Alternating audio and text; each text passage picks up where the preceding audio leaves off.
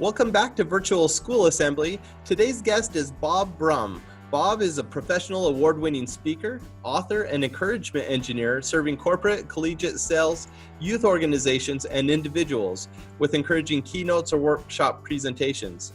Bob guides audiences to achieve personal and professional growth with positive encouragement and action plans that combat the negativity that inundates our daily lives.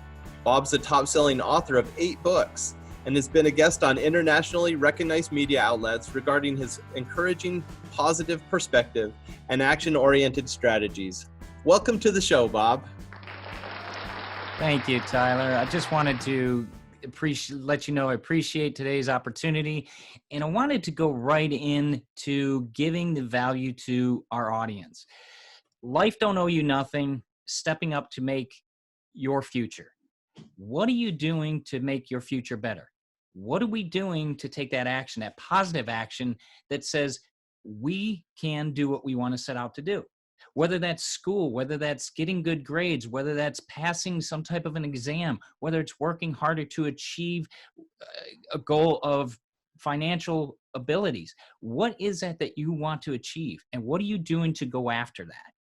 Because every person needs to understand they have greatness within them. We're created by the creator of the universe, and he doesn't make many mistakes. Okay. And that greatness is in each one of us. We have greatness within us. Maybe you haven't heard that before, but that's what I'm telling you today. You have greatness within you, and you can achieve your goals, the goals you want. But there's a few key things. People say, well, that might be easy for you, Bob. You're up talking to people, you're out doing speaking, you're doing different things. Yeah, but I wasn't handed any silver spoon when I was young. My parents were older. They grew up in the Great Depression. My dad was a World War II vet. They went through some huge tragedies similar to what we may be doing now on a much bigger scale. They also had values that were instilled in them that were greater than what we've seen in our recent past. Values of hard work, of determination, of respect, of knowing that there's a greater power, a higher power, a God, if you will, and we're not it. And giving of themselves for the greater good. That was a big thing with that generation. And that was instilled into my brother and myself. We were younger, that my parents had us later in life. And so we got to experience a lot of those values. And these values are critical in building a strong foundation. And we need those back in our society. And I think every one of us has the ability to do that. But what are we doing to get those values, to build that foundation? Are we being respectful to our parents? Are we being respectful to ourselves and knowing the greatness we have and going after the goals we have, going after the grades, going after the studies, going to the colleges we want? We have to do certain things to get into those colleges. And that could mean, studying hard so you achieve proper grades. That could mean following up with people to follow up on applications or financial aid or whatever the case may be. Because guess what? You're not going to be handed anything. Nobody's going to give you anything. You're not owed anything by society. You have to work for what you want. While you're in school, what's interesting is you're protected. The teachers and the system, they care about you. They want you there. But as soon as you leave the doors of a high school, all bets are off. People, society really doesn't care whether you make it or not. It's up to you to make that difference. And that perseverance is critical in our society. In anything you do, it doesn't matter if you want to be an AC repair person or you want to be a doctor. It doesn't matter the field. That perseverance is a mindset. It's got to be started here, and you have to have that mindset to go after the goals you want, and that's critical in our society. I think whatever life throws at us, we've got to be able to handle those scenarios and look at the scenarios and learn from them. Again, I told you I wasn't handed any silver spoon, or didn't have a silver spoon in my mouth. But the other thing I had happen in my life was early on in my life, I had this life event called death that occurs. See, none of us are here permanently. We're all going to end up in a box, big or small someday. But the reality was my parents were older and their parents were older and my aunts and uncles were older. So when I was 6 years old, I lost my mother to cancer. About a month later, I lost my grandmother. Christmas Day that same year, I lost my grandfather. And this pattern continued. And I learned early on in my life that this is part of life. Death is part of life. And we have to go through that. And I distinctly remember getting ready for my mother's funeral. I was 6 years old. and realizing the sun was still coming up that day. And I'm thinking, she's not here, but the sun's still coming up. And see, that got me thinking. And I wasn't a child prodigy. I figured out as I got older that I'm here for a purpose. And I believe that purpose is to help people to see the positive perspective in any situation. And we need to adhere to those positive perspectives. We need to understand that life is going to throw things at us. It's going to be good. It's going to be bad. If you're coming in, out of a storm, you're going to have another one right behind it possibly. But things will happen, and we've got to be able to understand that things will happen and adapt to that. We're great beings, and we have greatness within us, and that positivity we can see from every situation is important, because we have to look at a situation, and although it may be hard, we may be in the middle of a trench digging out of a mess, and our hands are filthy and our feet are filthy and we're hurting and we're in pain, but there's a learning process there. Think of it like working out. If you're working out, you're pushing that weight a little bit harder, and it hurts, and you're grinding and you're sweating and it hurts, and you're still pushing, you're still going after it. That's what life offers you. It offers you that buildup of the muscle, buildup of the knowledge, buildup of the perseverance for your life, so you can achieve the greatness you have within you. And I think that's critical in our society for our younger youth, our future leaders, to see that. It's interesting that we've got to learn to focus on our strengths. So many times you may not do well at something, and somebody will say, well, I'm not good at that. Well, okay, but what are you good at? Let's focus. Let's turn the scenario around. What are you good at that can help you achieve what you want? Often you'll see students that they may not be good at writing, but their math skills are off the chart, or their vice versa, or their spatial relations are just amazing, and they can create things and build things, but they're not so good at writing the directions on how to do it. They could explain it. And now with technology, they've got videos. It can pick up on all kinds of technology very quickly. Go after those things. Find that niche. One of the key things that I always find interesting is that today kids don't seem to want to read. And that's tragic. I noticed behind you, there's tons of books. Reading is a great skill. We need to remember that. That's how we can build knowledge. That's how we can get better. We have the ability to direct our life. And the first point is turning off the button on the TV. We don't need to watch all the stuff that's on TV that's telling you you're no good, that you need this makeup, or you need to buy this product. Get away from that. Get to a book that interests you, whether it's skateboarding, whether it's mechanics, whether it's engineering, whether it's stargazing, whatever it may be. Find that interest and get the knowledge that interests you, so you can grow, so you have that drive that will take you through that next step, take you to what you want to achieve, whether it's an interest in whatever the topic may be. You have that interest, you have that perseverance, you have that strength, and you can go after that. But you've got to take the time and do it. And a lot of times reading is a good start. And you can read online, you can read PDFs, you can read physical books. What are you doing to persevere after that goal? Go after that goal, because you have that greatness within you. We need to show our world our greatness. So many times people want to hide it, and they'll go to their grave without, some of these great ideas ever being born, because they didn't try. So why not try? Be the person that tries. Be the person that goes after that goal. How are you doing that today? And what are you going to go after with your greatness within you that will help our future society? What a great message. I love that you talk about the silver spoon, because we all know someone who we think has a silver spoon, right? So we think, well, I have to step up because I wasn't given this advantage or that advantage. But what about the people who were born into a large inheritance and things like that? Are their lives perfect? By no means are they perfect, because if they do have that, there's a lot of people running after you trying to get some of that money. You're going to have legal fees. You're going to have all kinds of other issues. So what are the size of the issues you want to deal with? I'd rather work hard and know that what I produce is a good thing because of my effort and my knowledge, rather than it just handed to you and you sit back. Sometimes you see that in our younger generations, where most of our older generations came over here as immigrants. And they had to work hard. They had to hustle. They had to figure out these different things in the United States. Our society today, younger generations that have been here for a while, they forget that drive. And look at the immigrants now. They're the ones hustling, they're driving, they're trying to build this great life, because in other countries they don't have it so well. And so there's just different perspectives of exactly what are you going to go after. Now, one of the examples that you used is when you were a small child, you had to deal with the death of your mother and your grandmother and things like that.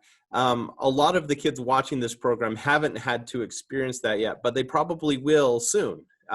That's just part of life.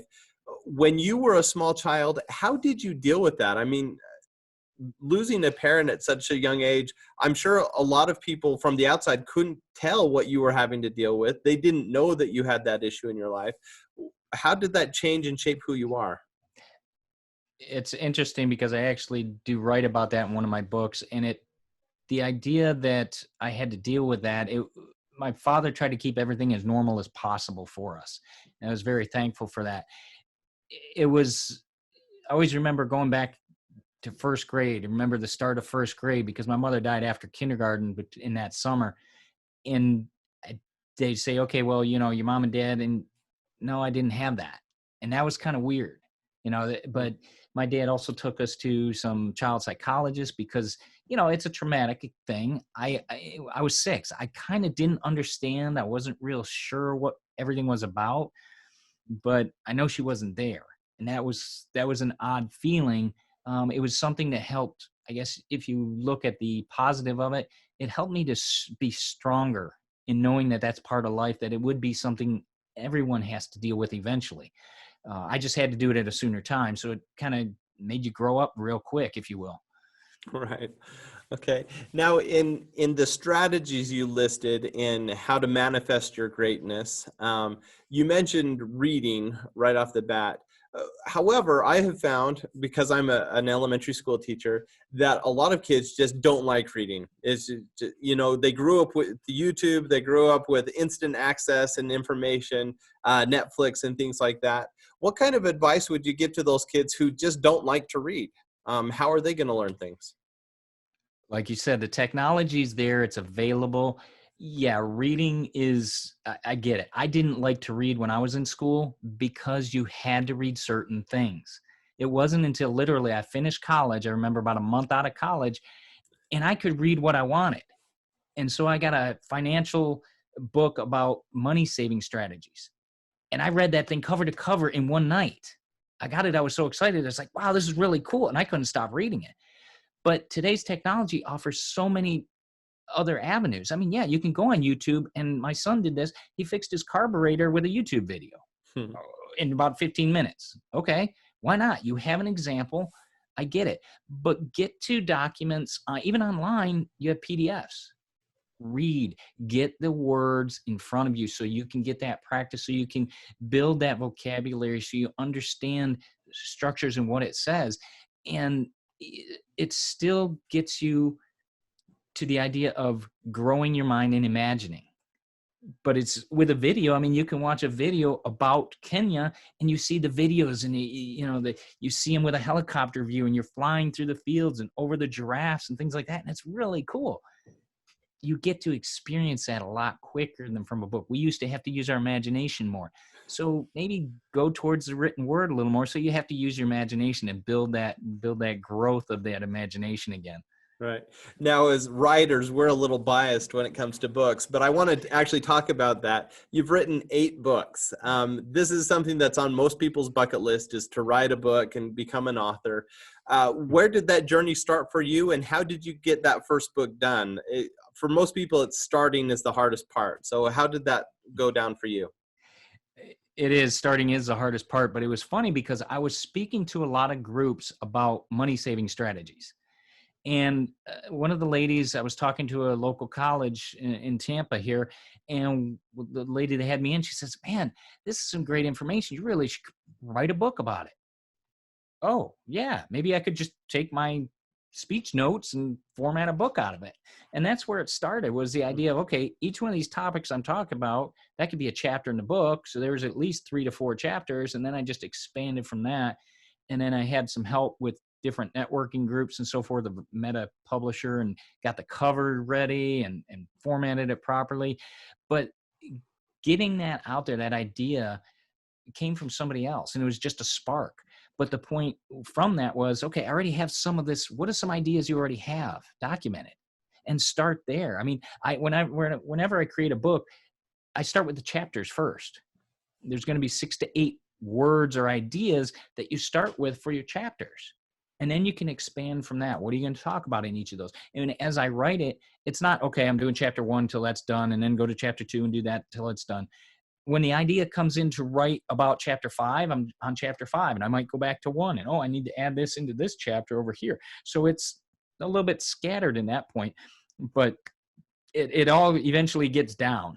So that's, it's, my method is a little odd for some people. Yeah. Well, that's a remarkable feat to be so prolific with your writing. Congratulations. Thank you.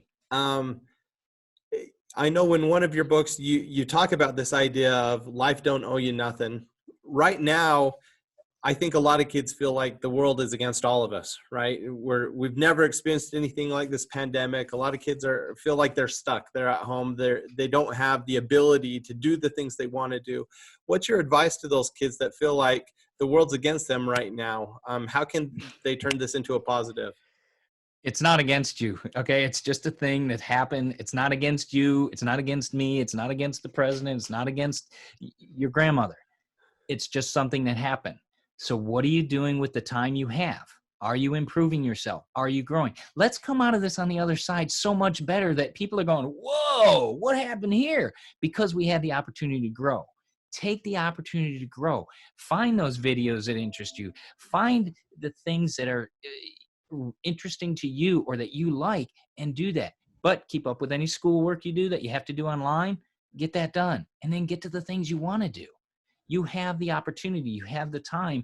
It's just shifting that perseverance towards the things you want. Cool. Great advice. Now, I know that you practice what you preach here because I've seen a lot of the things that you do. So not only do you write books and do speaking on big stages, but you even have a podcast. How do you find the time to do all these things? Can you talk a little bit about your time management and how you find time to work on developing new projects and new ideas? I don't sleep. No,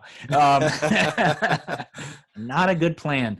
No, it's, as the ideas come up, I try to allocate my time so it doesn't take up my whole time, because I've got a family. I've got 3 boys, 2 of which are still living at home. And, we got to make dinner. We've got to do this, or with the pandemic, it's just, okay, rearranging your time so that you're not on everybody's, in everybody's way.